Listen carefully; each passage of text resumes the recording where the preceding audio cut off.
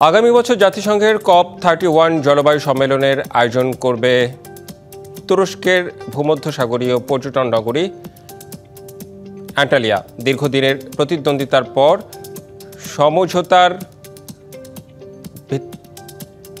ভিত্তিতে ঠিক হয়েছে আয়োজক হবে তুরস্ক। প্রতিবেদনটা দেখে আসি আমরা। অ্যান্টালিয়ায় দাঁড়িয়ে আছে শতাব্দীর পুরনো ক্লক টাওয়ার আর তুরস্কের সেলজুক স্থাপত্যের জীবন্ত নিদর্শন।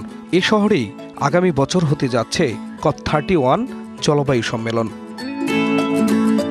সমুদ্র ঘেঁষা মারিরা, প্রাচীন রোমান স্থাপত্য, হ্যাড্রিয়ানের গেট ও পুরনো শহরের গলি অ্যান্টালিয়াকে বিশ্বের অন্যতম পর্যটন রাজধানীতে পরিণত করেছে। নীল জল, উঁচু ক্লিফ আর দুদেন জলপ্রপাত জলবায়ু পরিবর্তনের প্রভাব মোকাবিলায় শহরটির প্রস্তুতিও তুলে ধরে।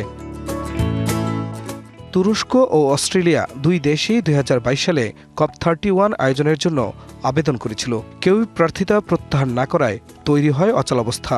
অবশেষে ব্রাজিলের চলমান বৈঠকে অস্ট্রেলিয়ার প্রধানমন্ত্রীর ঘোষণার মাধ্যমে সমঝোতা হয়েছে। COP31 অনুষ্ঠিত হবে তুরস্কে, আর আনুষ্ঠানিক আলোচনার নেতৃত্ব দেবে অস্ট্রেলিয়া। তুরস্ক বলছে, একটি উদীয়মান অর্থনীতি হিসেবে তারা ধনী ও দরিদ্র দেশের মধ্যে সেতু বন্ধন তৈরির বার্তা দেবে এ সম্মেলনে। আর এখন থেকেই প্রস্তুতি চলছে শহর জুড়ে।